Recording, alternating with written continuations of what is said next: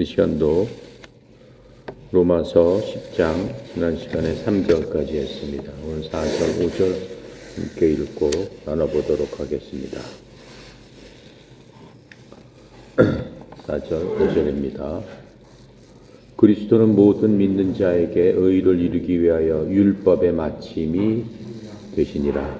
모세가 기록하되 율법으로 말미암는 의를 행하는 사람은 그 의로 살리라 하였거니와. 4절, 5절. 자, 4절에 보니까는 그리스도께서는 믿는 모든 자에게 의가 되시기 위하여 율법의 끝마침이 되시느니라. 이렇게 말씀하셨습니다. 예수님께서 율법을 끝마쳐 주셨다. 지금 이렇게 말씀을 하고 있어요. 예수님 오시기 전에 이스라엘 사람들은 율법을 믿었죠. 하나님을 믿었는데 하나님께서 주신, 모세를 통해서 주신 율법을 믿으면서 예수님 오시기 1500년 전에 율법은 모세를 통해서 받았죠. 1500년 동안 율법을 잘 지키면서 살아왔던 사람들입니다. 그런데 그 율법에 보면은 그 율법의 궁극적인 그 말씀은 뭐냐면은 앞으로 구원자 메시아가 오실 것이다 라고 하는 겁니다. 그러니까는 율법을 갖고는 율법 자체로는 구원을 받을 수 없기 때문에 구원자가 오신다라고 하면서 계속적으로 알려주고 있는 거죠. 그러니까 율법이 구원할 수 없다는 것은 분명한 사실입니다. 그래서 율법에는 주로 무엇을 이렇게 어떠한 주제들이 있냐면은 희생 제물 우리가 많이 들어본 겁니다. 그 다음에 하나님께 드리는 제사 방법, 제사도 여러 가지 있죠. 각 경우에 따라서 많은 종류의 제사를 하나님께 드리도록 써 있습니다. 또 율법은 성전에 대해서, 성전 어떻게 짓고 성전에서 일을 하는 제사장, 대제사장 이러한 사람들의 직무는 무엇고 그 사람들은 누가 그러한 역할을 하는가 하는 것들이 율법에 다 있죠. 또 섬김에 대해서 써 있습니다. 사람들의 섬기는 그러한 것들, 물론 하나님을 섬기고 또 다른 사람들을 섬겨야 된다라고 하는 것에 대해서 자세히 써 있습니다. 또 율법에는 하나님께서 이스라엘 백성들한테 주는 약속의 말씀, 언약에 대해서 자세히 설명을 해주고 있습니다. 그래서 이스라엘 사람들이 이러한 율법이 그들을 구원하지 못하기 때문에 그들을 구원할 메시아 그리스도가 필요하다고 율법은 가르쳐 주고 있는 겁니다. 그러나 율법이 그들을 어디로 인도한다고 그랬어요? 그리스도께로 인도하는 몽학선생이라고 했죠. 그리스도께 인도하는 훈육선생이라고 얘기를 하고 있습니다. 그런데 그 율법이 그들을 그리스도께로 데려가는 대신에 그들의 율법 자체를 섬기면서 그들의 구원자를 결국은 어떻게 했어요? 거부했죠. 예수님께서 말씀에 따라서 말씀대로 이 땅에 오셨지만은 그 모든 것들을 거부했다라는 것은 우리가 잘 알고 있습니다. 갈라디아서 3장 24절에 이렇게 얘기하고 있습니다. 그런즉 율법은 우리를 그리스도께로 인도하는 훈육선생이었으니 이것은 우리가 믿음으로 의롭게 되게 하려 함입니다. 믿음으로 의롭게 된다라고 얘기를 하고 있습니다. 그런데 율법은 어떻게 지키는 겁니까? 행위로 지켜야 되는 겁니다. 무엇을 해라 계속적으로 제사는 어떻게 지내고 희생 제물은 어떻게 드리고 희생 제물을 드릴 적에 무슨 소와 양과 염소와 비둘기와 이런 것들은 어떠한 방식으로 드려야 된다. 너네들은 어떻게 하나님께 나가서 어떤 방식으로 어떻게 해야 된다라고 하는 것, 해라 라고 하는 걸로 이루어지고 있습니다. 그래서 이러한 율법이 우리가 어디를 갈 적에 이렇게 보면은 여기서 부산을 내려간다라고 하면은 고속도로에 가면 안내 표지판이 있죠. 율법은 이러한 안내 표지판, 그러한 역할을 했던 겁니다. 메시아가 오신다, 메시아가 오신다, 그 메시아가 오신다라고 하는 그러한 안내 표지판 역할을 했습니다. 하지만 그 율법이 결코 그런 사람들을 목적지로 데려갈 수는 없는 겁니다. 단지 표지만 해놓을 뿐이죠. 그래서 율법은 사람들에게 의를 줄 수 없다라고 분명히 말씀하고 있습니다. 단지 의를 줄 수 있는 메시아 구원자에게로 인도하는 표시판의 역할만 할 뿐이다라고 하는 겁니다. 그래서 이제 그리스도께로 오면은 그 그리스도 예수님께서는 우리들에게 구원을 주시는데 어떻게 주셨습니까? 죽음과 부활을 통해서 율법으로 의를 얻으려고 하는 그러한 노력에 마침표를 찍어 주신 겁니다. 이제 율법으로는 더 이상 율법 시대는 지났다라고 하는 거예요. 더 이상 율법에 얽매여서 무슨 일을 하려고 노력할 필요가 없다라고 하는 거죠.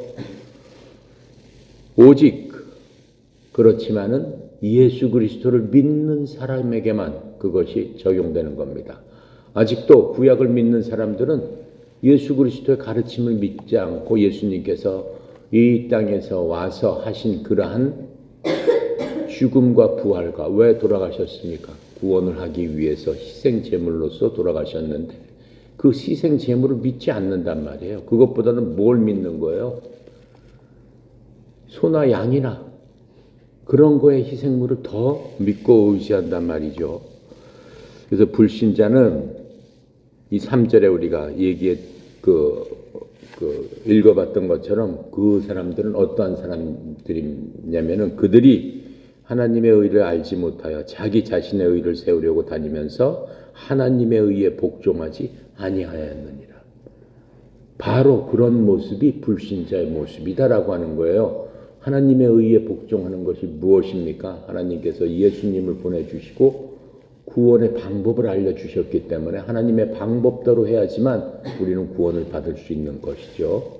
그런데 거기에 순종하지 않고 그냥 자기 생각대로 한다라고 하는 거예요. 율법의 의는 성령님의 힘을 통해 믿는 사람들의 삶 속에서 충만하게 채워져서 율법의 통치는 끝이 나게 되는 겁니다. 믿는 사람들의 삶 속에서 율법의 의가 충만하게 채워진다. 그게 무슨 뜻이겠습니까? 믿는 사람, 무엇을 믿는 사람? 예수 그리스도의 죽으심과 부활하심을 믿는 사람. 예수님은 하나님이시구나 라고 하는 것을 믿는 사람. 예수님이 유일한 구원자이시구나 라고 하는 것을 믿는 그러한 사람. 그러한 사람들의 그러한 삶 속에서 충만하게 채워진다. 율법의 모든 것을 예수 그리스도를 믿는 사람은 이미 율법을 완성한 겁니다. 왜요? 율법으로는 할 수 없는 일을 예수님을 통해서, 우리 속에 예수님을 통해서 우리에게 주셨기 때문에 그 예수님의 하신 일이 우리의 일로서 여겨지기 때문에 우리가 로마서 8장에서 우리가 공부했지 않습니까? 그리스도께서 하신 일을 우리가 한 것처럼 여겨야 된다라고 우리에게 알려주셨어요. 그러니까 예수님께서 우리를 위해서 십자가에서 돌아가셨는데 그 십자가에서 돌아가신 것의 목적이 무엇입니까? 죄 때문에 돌아가신 거예요. 죄를 지면은 죽어야 되는 게 하나님의 법칙이에요. 그 법칙을 완성시키시기 위해서 예수님께서 스스로 죄 덩어리가 되신 거예요. 죄가 없으신 분이 죄 덩어리가 되신 거다라고 우리가 배웠죠. 그게 바로 예수님이다. 그래서 예수님께서는 한 번 죄 덩어리가 되셔서 그렇게 돌아가심으로 말미암아 모든 사람의 죄를 짊어지고 어린 양이 사람들의 죄를 짊어지고 율법에 따라서 죽은 것과 마찬가지로 예수님께서 바로 그렇게 돌아가셨기 때문에 이제 율법이 더 이상 우리들한테 요구할 수 없다라고 하는 거예요. 왜요? 예수님께서 우리의 죄를 다 짊어지고 돌아가셨는데 어떻게 우리한테 다시 죄를 물을 수 있겠느냐라고 하는 거예요. 바로 그게 지금 우리 삶 속에서 충만하게 그 율법이 채워졌다라고 하는 그런 의미입니다. 그래서 로마서 8장 4절에 우리가 이미 본 건데 다시 한번 보면은 이것은 육신에 따라 걷지 아니하고 성령님을 따라 걷는 우리 안에서 율법의 의가 성취되게 하려 하심이니라. 율법의 의, 죄인은 죽어야 된다는 거예요. 그것이 이미 여러분과 나 속에서는 성취됐어요. 누구를 통해서? 예수님을 통해서. 왜? 예수님이 십자가에 돌아가셨을 적에 우리도 십자가에서 죽었기 때문에 우리의 의는 성취됐다라고 하는 거죠. 예수님이 부활하셨을 적에 우리도 함께 부활해서 이제 부활한 우리들은 옛 죄인이 아니다라고 하는 거예요. 새로운 창조물이다. 누구 안에서? 그리스도 안에서. 골로새서 2장 14절에 이렇게 얘기하고 있습니다. 우리를 대적하고 우리를 반대하던 그러한 규례들을 손으로 기록한 것을 지우시고, 그게 뭐예요? 바로 율법이죠. 그것을 길에서 치우사 그분의 십자가에 못 박으셨으며 그 모든 것들을 끝내주셨다라고 지금 말씀하고 있습니다. 로마서 6장 14절에는 또 이렇게 설명합니다. 너희가 율법 아래 있지 아니하고 은혜 아래 있으므로 죄가 너희를 지휘하지 못하리라. 죄가 여러분과 나를 더 이상 얽매일 수 없습니다. 여러분이 만약 죄 진 것들이 그 생각나서 마음속에 괴로움이 있다. 그걸 죄의식 뭐 이런 거라고 하죠. 옛날 죄 때문에 힘들어한다. 그건 누가 시키는 거예요? 그건 마귀가 시키는 거예요. 네가 무슨 의인이야? 너 이런 죄를 졌잖아. 마귀는 계속 우리의 옛사람을 끄집어내가지고 우리를 괴롭히려고 합니다. 하지만 우리는 더 이상 옛사람에 속해 있는 사람이 아니죠. 그 옛사람은 십자가에서 죄 때문에 그리스도와 함께 죽었습니다. 자, 그래서 그리스도를 믿는 것, 그것은 바로 복음. 그것보다 복된 소식이 어디 있습니까? 그것보다 소망과 희망을 주는 그러한 말씀이 어디 있습니까? 하지만 종교는 뭐예요? 내 힘으로 뭔가를 해서 내가 선하게 되기 위해서 죽을 때까지 노력해 보는 거예요. 나의 모든 죄 자신을 내가 짊어지고 내 힘으로 그것을 어떻게 지워보자. 내 죄의 짐을 어떻게 덜어보자. 무엇으로?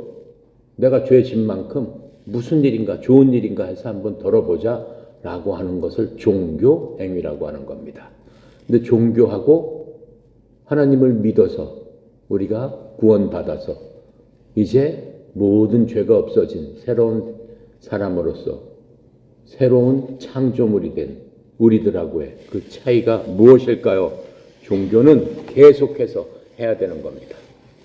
어떤 종교에 보면은 계속해서 하지 않습니까? 죽을 때까지 하지 않습니까? 그래도 자신을 못하는 거죠. 아, 내 죽어서 어떻게 될까? 이 정도 했으니까 최소한 지옥에는 안 가고 그래도 좀 지옥보다는 편한데 갈 수 있지 않을까? 끝까지 그렇게 노력하다가 그 종교 행위를 하는 사람들은 내가 천당 간다라고 하는 그러한 자신감 없이 죽어봐야 한다. 이렇게 얘기하는 거예요. 천주교를 믿는 사람들도 확신을 못 가집니다. 죽을 적에. 죽어봐야지 알죠. 하나님께서 나를 어디다 놓으실지. 이렇게 생각하는 겁니다. 그게 종교와 복음의 차이입니다. 베드로전서 2장 2절에 보니까 이렇게 써 있어요. 여러분이 갖고 있는 바로 그 성경에 이렇게 써 있습니다. 갓난아이들 같이 순전하고 신령한 젖을 사모하라. 이는 이로 말미암아 너희로 구원에 이르도록 자라게 하려 함이라. 이게 맞는 얘기야? 여러분 가진 성경에 이렇게 써 있는데 맞는 얘기냐? 곰곰이 생각해 봐야 돼요. 갓난 아이들 같이 순전하고 신령한 젖을 사모하라. 순전하고 신령한 젖이 뭐겠습니까? 하나님의 말씀이겠죠. 하나님의 말씀을 사모하라. 누가 사모하라는 얘기예요? 갓난 아이처럼. 즉 구원받은 사람들, 맨 처음에 예수 그리스도를 믿고 구원받은 사람들, 구원받았다고 해서 이 성경 말씀을 다 알아요? 성경 말씀 딱 하나도 몰라도 구원받을 수 있습니다. 무엇만 알면 돼요? 예수님만 알면 돼요. 하나님만 알면 돼요.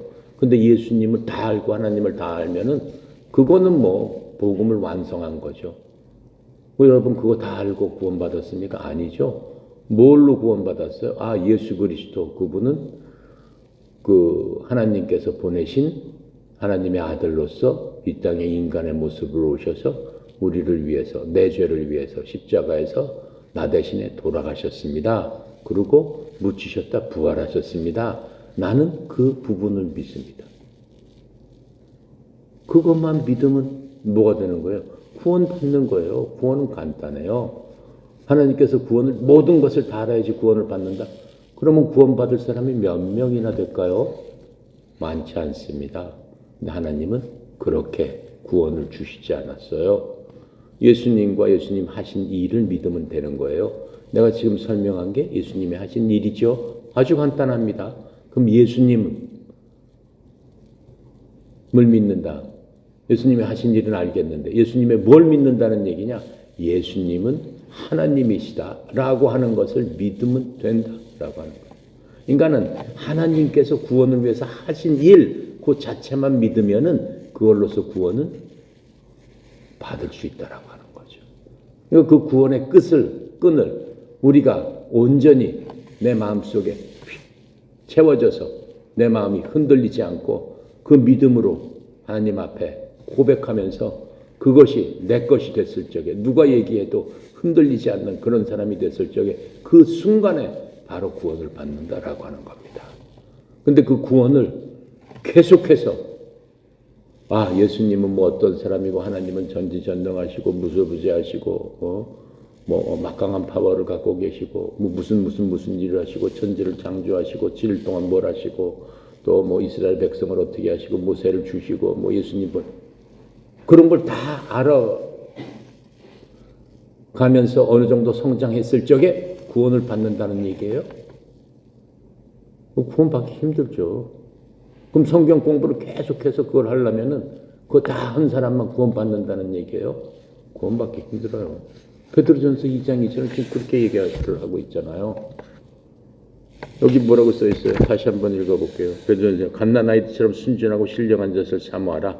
갓난 아이는 배고프니까 계속 엄마한테 젖을 달라고 찡찡거리죠.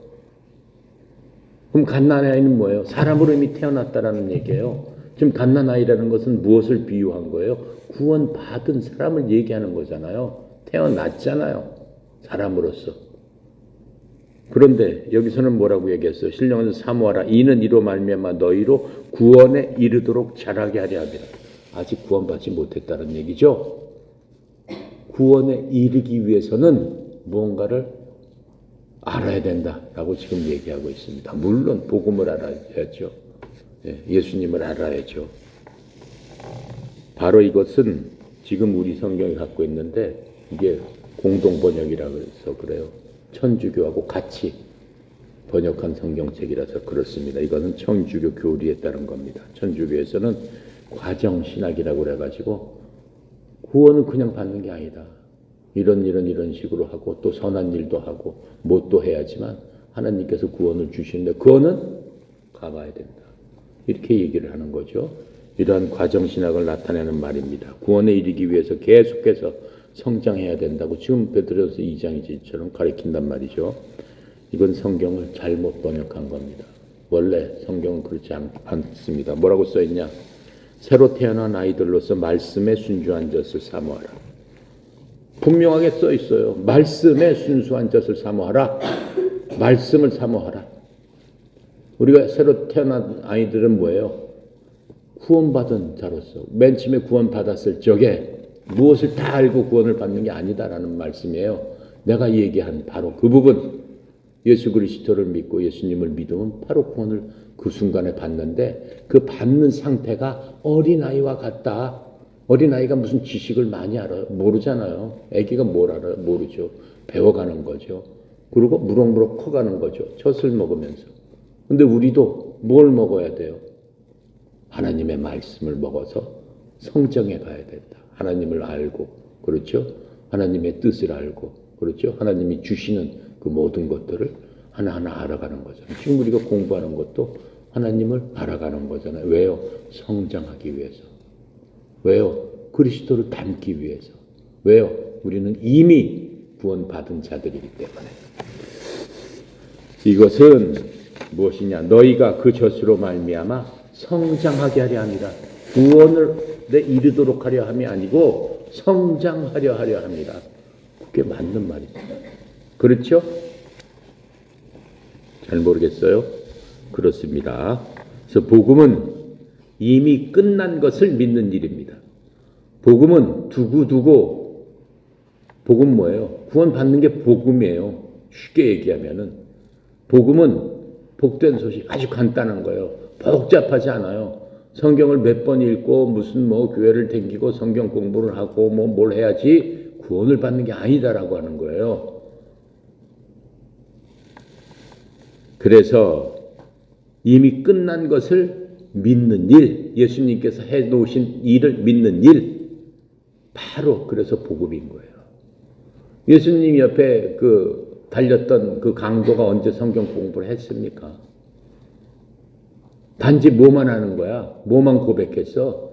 예수님, 당신은 하나님의 아들입니다. 예수님, 당신은 나를 구원하려면 구원해 주실 수 있습니다. 내가 당신을 믿으니까 나를 좀 구원해 주세요. 어느 순간에 그렇게 고백했어요? 죽기 몇 분 전에 그렇게 고백했는데 예수님께서 그 고백을 받아주셨어요? 안 받아주셨어요? 받아주셨잖아요. 어떻게 받아주셨어요? 내가 오늘 나와 함께 낙원에 있으리라. 예수님께서는 그것은 어디예요? 낙원이란 말이에요. 죄인이 가는 데가 아니란 말이죠. 근데 그 죄인, 살인죄를 진 그 죄인은 여지까지 무슨 성경 공부를 했겠어? 뭘 했겠어? 아주 악독한 일을 하다가 마지막 순간에 그 마음을 돌이켜서 예수님께로 달려갔다라는 거죠. 그래서 예수님을 믿었다라는 거죠. 이분만이 나를 구원하실 수 있는 바로 그분이구나. 이분은 나에게 생명을 주시는 분이구나. 라고 했을 적에 예수님께서 그 모든 죄를 어떻게 해주셨다는 얘기예요? 씻어 주셨다라고 하는 얘기예요. 모든 살인죄를 완전히 없애주셔서 그 낙원은 누구만 갈 수 있어요? 거룩한 자만 갈 수 있어요? 의로운 자만 갈 수 있어요? 의롭게 만들어 주셨다라고 하는 거예요. 이해가 갑니까? 자, 그래서 이 주님께서 십자가에서 다 이뤄놓으신 것을 믿는 겁니다. 십자가에서 하신 일 간단해요. 예수님께서 오전 9시쯤 달리셨을 거예요. 시간으로 따지면 오전 9시쯤 달리셔서 오후 3시쯤에 돌아가십니다. 6시간 동안. 바로 그 6시간 동안 하신 것을 믿는 거예요. 바로 그거예요. 그래서 내 힘으로 무엇인가를 거기다가 예수님이 하신 일에다가 애쓰고 힘써서 더 해보려고 하는 것이 아니다라고 하는 거예요. 요한복음 19장 30절에 그러므로 예수님께서 식초를 받으신 뒤에 이르시되 다 이루었다 하시고 머리를 숙이신 뒤 숨을 거두시니라. 뭘 다 이뤘습니까? 율법의 그 수천 년 동안 1500년 동안 내려왔던 그 모든 것들 더 이상 그것이 너희들을 지배하지 못한다. 그것이 너희를 구속하지 못하고 너희를 얽매이지 못하고 너희를 속복하지 못한다. 내가 그 모든 것들을 다 이루어줬다. 율법을 완전히 충족시켜줬다. 너희가 내 속에 들어왔을 적에 내 거를 너희들한테 주노니. 그렇죠? 예수님께서 뭐라고 말씀하세요? 그러니까 수고하고 무거운 짐진 자들 다 내게로 오라. 내 짐은 가볍고 쉼이 있다라고 그랬잖아요. 율법에 수고하고 무거운 모든 짐진 사람들, 이 세상 모든 사람들, 그걸 뭘로 표현하는 거예요? 종교에 얽매인 사람들, 뭔가 내 힘으로 죽기 전에 무슨 일을 해가지고 좋은 곳으로 가야지 하면서 그냥 새벽부터 저녁까지 빌고 때가 되면 가가지고 절을 하고 어떤 사람들은 그냥 밥도 안 먹고 한 달씩 밥도 안 먹고 어디 들어가가지고 그냥 명상을 하고 그 얼마나 많이 수고를 해요. 얼마나 많이 무거운 짐을 졌냔 말이에요. 내가 했던 모든 그 일들에 대해서 내가 책임을 지려고 하니 진 눌려서 살 수가 없구나라고 되는 거죠. 그렇죠? 젊었을 땐 잘 모릅니다. 나이가 들고 하나님 앞에 갈 날이 멀지 않았다 생각하는 사람들은 그 모든 것들이 생각나는 거예요. 왜요? 죽음이 가장 두려운 거예요. 아, 죽었을 적에 나는 어떻게 될까? 어디로 갈까? 아, 사람들이 얘기하는데 젊어서 못된 일을 했으면은 거기에 대한 응당 보상을 받아야 된다고 하는데 그럼 내가 갈 곳은 빤하구나. 스스로가 하는 거예요. 그 말은 맞는 거예요. 잘못했으면 보상을 받아야 되는 거예요. 이 세상에서는 그러한 것들을 못 받지만 죽으면은 바로 받아야 된단 말이에요. 그게 심판이라고 하는 거죠. 그게 얼마나 무겁고 힘듭니까? 근데 예수님께서 뭐라고 해? 다 내게로 오라, 다 내게로 오라. 다 나한테 벗어나라. 네 마음속에 있는 그 무거운 짐을 다 벗어나라. 왜요? 네가 나하고 함께 죽으면 되니까. 나하고 같이 죽자 그러시는 거예요. 예수 믿는 순간에 그 사람 죽는 거예요. 죽고 어떻게 해요? 거룩한 자로 다시 하나님께서 창조시키는 새로운 객체로 만들어 주신다라고 하는 거예요. 멋있죠? 네, 멋있는 거예요. 예수님을 믿으면. 자, 5절에 보니까 모세가 기록되되 율법으로 말미암는 의를 행하는 사람은 그 의로 살리라 하였거니와 모세가 율법에서 난 의를 묘사를 했다는 거죠. 그런데 그것들을 행하는 사람은 그것으로 말미암아 살리라. 율법을 다 지키면은 율법도 선한 겁니다. 좋은 겁니다. 훌륭한 겁니다. 그것을 다 지키면은 사는 겁니다. 살아요. 지옥 안 갑니다. 영원한 생명을 얻습니다. 근데 율법을 다 지킬 수가 있어요? 지킬 수 없는 법이에요. 그 법은. 하나님께서 그건 지키라고 만든 법이 아니에요. 너희들 힘으로는 도저히 지킬 수 없구나. 지키지 못하면 어떻게 되는 거예요? 죽는 거죠. 불의하기 때문에. 의의 반대는 불의잖아요. 지키지 못하는 사람은 다 불의한 사람들이에요. 불의한 사람들이 가는 곳은 정해져 있습니다. 심판자리로 가야 되는 겁니다. 그렇죠? 그래서 율법은 내 힘으로 안 되는 거구나 라고 하는 것을 가르쳐 주는 바로 그 몽학선생이다 라고 하는 겁니다. 그래서 모세가 율법에서 난 의를 묘사를 지금 하고 있습니다. 레위기 18.5절에 구약이니까 레위기로 가겠죠. 그런즉 너희가 내 법규와 내 판단의 법도를 지킬지니, 즉 율법이죠. 사람이 그것들을 행하면 그것들 가운데서 살리라. 나는 주니라. 이렇게 말씀하셨어요. 지킬 자가 없어요. 율법은 지키라고 했죠. 뭘 해라. 뭘 해야 된다. 안 하면 죽는다. 계속 이렇게 얘기를 하고 있습니다. 근데 그것을 지킬 수 있는 사람 아무도 없습니다. 그러나 복음은 뭐라고 얘기하고 있어요? 뭘 지키라고 얘기했어요? 예수님께서 뭘 지키라고 했어요? 믿어라. 믿어라. 계속 믿어라. 이렇게 말씀하고 있는 거죠. 로마서 8장 3절부터 4절. 율법이 육신으로 말미암아 연약하여 능히 하지 못하는 것을 하나님께서는 하셨나니 곧 자신의 아들을 죄 많은 육신의 모양으로 보내시고 또 죄로 인하여 육신 안에서 죄를 정죄하셨느니라. 이것은 육신에 따라 걷지 아니하고 성령을 따라 걷는 우리 안에서 율법의 의가 성취되게 하려 하십니다. 율법의 의는 성취는 율법을 다 지키는 거죠. 그렇죠? 예수님을 통해서 우리가 그 의를 성취했다는 것을 우리가 지금 배운 겁니다. 그렇다면은 구약 1500년 동안 지배했던 그 율법과 은혜, 하나님은 율법은 행하다. 그 다음에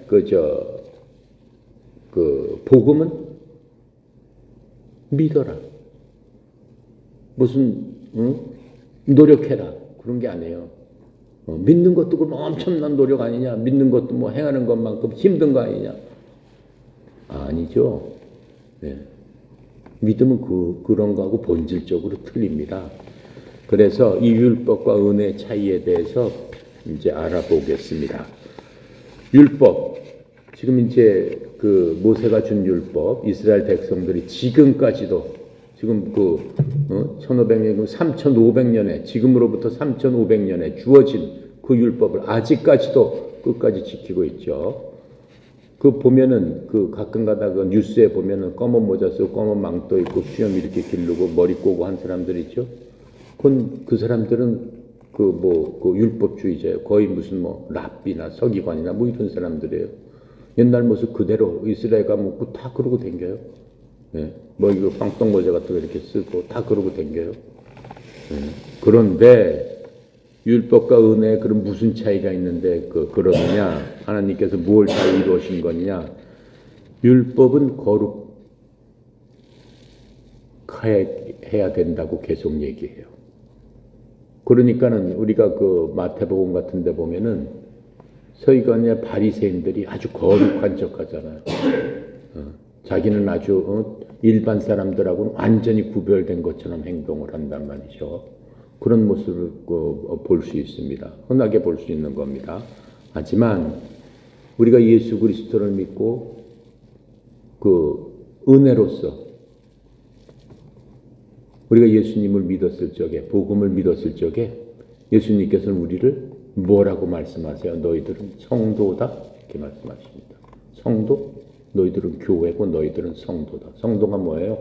세인트다. 거룩한 자들이다. 믿는 순간에 이미 성도다 라고 말씀하시는 거예요. 왜요? 우리는 새로 태어났기 때문에. 옛날에 거룩하지 못한 그러한 우리는 이미 하나님의 눈에서는 죽었어요. 없어요. 찾아볼래 찾을 수 없어요. 우리는 우리 스스로 기억하지만 하나님이 기억 못하세요. 우리를 완전히 다시 창조하셨는데 그 창조물은 거룩하게 하나님께서 창조해 주셨다라고 하는 겁니다. 두 번째로 율법의 첫 번째 계명은 뭐예요? 사랑하라예요. 사랑하라. 마태복음 22장 36절에 보면은 그 율법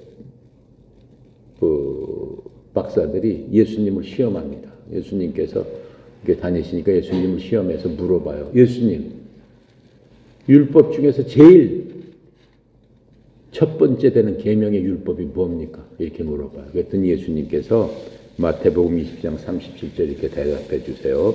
예수님께서 그에게 이르시되 너는 내 마음을 다하고 혼을 다하고 생각을 다하여 주 내 하나님을 사랑하라. 이것이 첫째 되는 계명이다.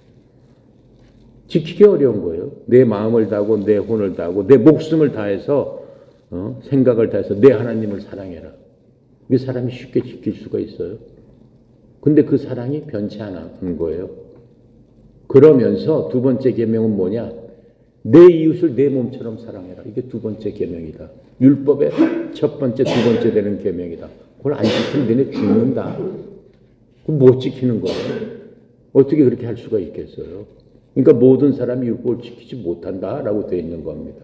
하나님께서 그렇게 주신 겁니다. 그런데 예수님께서는 복음으로 뭘 주셨습니까? 우리는 이 복음을 믿는 사람인데 우리한테 주신 것은 무엇입니까? 요한일서 4장 10절에 우리가 하나님을 사랑하지 아니하였으나 그분께서 우리를 사랑하시고 자신의 아들을 보내사 우리의 죄들로 인해 화해 헌물로 삼으셨나니 여기에 사랑이 있느니라. 하나님께서는 우리가 사람을 사랑하지 않았죠.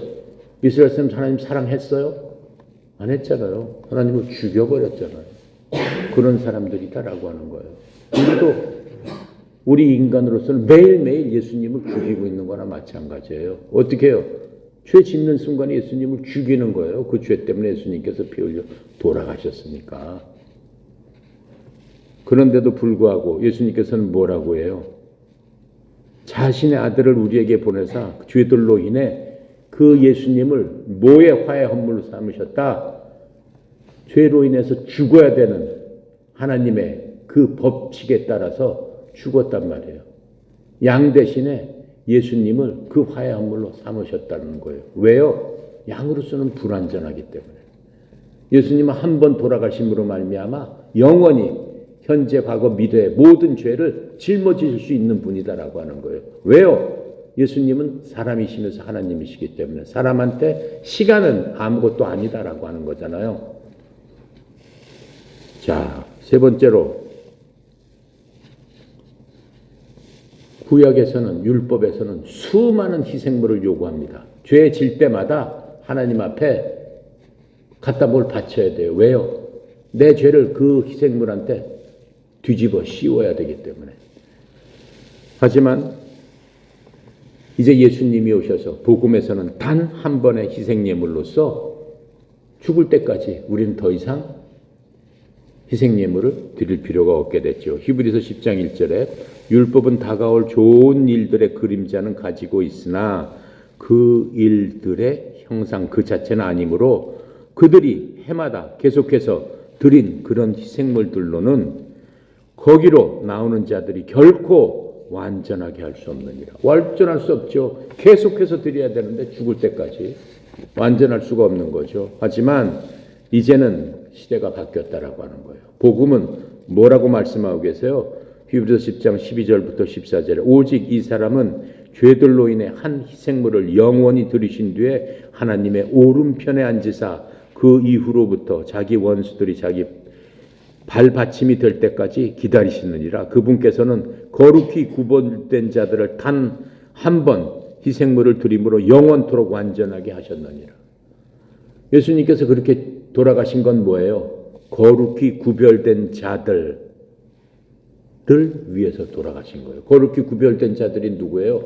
여러분과 나, 예수 그리스도를 믿는 사람, 바로 그 사람을 위해서 단 한 번 헌물을 드림으로써 영원토록 완전하게 만들어 주셨다라고 하는 겁니다. 그 다음에 또 뭐가 있을까요? 율법은 다 저주 아래 있다라고 그랬어요. 하지만 복음을 믿는 우리는 용서를 받는다라고 얘기하고 있습니다. 갈라디아서 13장 10절에 보니까 율법의 행위에 속한 자들은 다 저주 아래 있나니 기록된 바 율법책에 기록된 모든 것을 행하기 위하여 항상 그것들 가운데 거하지 아니하는 모든 자는 저주받은 자니라 하였느니라. 그럴 사람이 있을 수가 없죠. 로마서 4장 7절부터 8절에 거기에 반해서 우리는 용서를 받는다라고 얘기했어요. 이르되 자기 불법들을 용서받고 자기 죄들이 가려진 자들은 복이 있으며 주께서 죄를 인정하지 아니하실 사람은 복이 있도다 함과 같으니라. 바로 그게 복음의 능력이다라고 하는 겁니다. 그 다음 또 종교와 율법과 이 복음이 틀린 건 뭡니까? 율법은 심판을 받을 수밖에 없다라고 하는 거예요. 로마서 2장 12절입니다. 율법 밖에서 죄를 지은 자들은 또한 다 율법 밖에서 멸망하고 율법 안에서 죄를 자들은 다 율법으로 심판을 받느니라. 율법 밖에서 죄 지은 자들은 다 뭐라고 얘기했어요? 자들은 또한 다 율법 밖에서 멸망하고. 이게 무슨 얘기예요? 율법은 누구한테 지어졌다고 그랬어요? 이스라엘 사람들한테 지어졌다고 그랬어요. 그 당시 우리나라 사람들은 뭐예요? 율법 밖에 있는 사람들이에요. 밖에 있는 사람도 뭐라고 얘기해? 또한 그 율법 밖에서 멸망한다라고 그랬어요. 그러면 난 율법 어기지도 않고 율법도 모르는데 어떻게 해서 이스라엘 사람들 아닌 사람들도 왜 다 멸망시킨다는 얘기입니까? 하나님 뭐 불공평하지 않습니까? 하나님 뭐라고 하세요? 넌 율법이 없더라도 내 스스로 네가 내 죄를 판단한다. 이렇게 말씀하고 계세요. 그 판단하는 기준이 뭡니까? 내가 너한테 양심이라는 걸 주지 않았느냐? 너한테 양심이라는 걸 주지 않았느냐? 내 양심에 비춰서 내가 한 행위를 판단해봐라. 얼마나 무서운 얘기입니까? 그렇죠? 얼마나 무서운 얘기예요. 그러니까 사람들은 양심을 속이는 자, 그건 더 악한 자죠. 그러니까 악한 사람을 뭐라고 그래? 넌 양심도 없냐? 이렇게 얘기하잖아요. 그러니까 하나님을 믿든 안 믿든 양심에 따라서 그 사람은 멸망받게 돼 있다라고 하는 겁니다. 그 율법을 믿든 그 이스라엘 사람들은 율법이 바로 그냥 그 사람들을 쳐버린다라고 얘기하는 겁니다. 하지만 이제 우리는 어떻습니까? 정죄가 없다. 로마서 8장 1절에 말씀하고 계세요. 그러므로 이제 그리스도 예수님 안에 있는 자들에게는 정죄함이 없느니 그들은 육신에 따라 걷지 아니하고 성령님에 따라 걷느니라. 그게 여러분과 나예요. 여러분과 나는 내 속에 있는, 여러분 속에 있는 그 성령님에 따라서 걷게 될 수밖에 없고 성령님께서 인도해 주신다라고 하는 거예요. 아시겠습니까? 네. 그게 종교와 복음의 차이입니다. 기도합니다. 감사하시고 거룩하신 하나님, 참으로 하나님의 은혜의 영광을 찬양합니다. 오늘 이 시간에도 하나님께서 저희를 거룩하게 구별하셔서 우리가 정죄함이 없이 주님 앞에 온전히 살아나갈 수 있는 그러한 의론자로 삼아 주셨사오니 주님 감사합니다. 무엇보다도 우리의 모든 것들을 용서해 주시는 용서받은 그러한 새로운 피조물로서의 삶을 살 수 있도록 인도해 주셨사오니 주님 참으로 감사합니다. 그리고 더 이상 저희들이 이제는 주님 앞에 그리스도 그 예수의 보혈로 모든 것들이 과거, 현재, 미래 모든 것들이 예수님께서 담당해 주셨사오니 주님 참으로 감사합니다. 하나님 가는 그날까지 우리 모두를 하나님께서 먼저 사랑해 주셔서 거룩함을 입혀 주셨사오니 거룩한 그 모습대로 주님 앞에 가는 저희들 다 되도록 축복하고 성령님께서 친히 인도하여 주시옵소서. 흔들어져 있는 많은 하나님의 사랑하는 자들에게도 저희들과 같이 동일한 은혜로 은혜 베풀어 주시옵소서. 성령의 사장님 특별히 이끌어 나감에 있어서 조금도 부족함이 없도록 영육간의 충만함으로 하나님의 크신 사랑으로 채워 주시옵소서. 오늘도 모든 것 주께 의탁드립니다. 감사드리며 우리 주 예수 그리스도 이름으로 기도드렸습니다.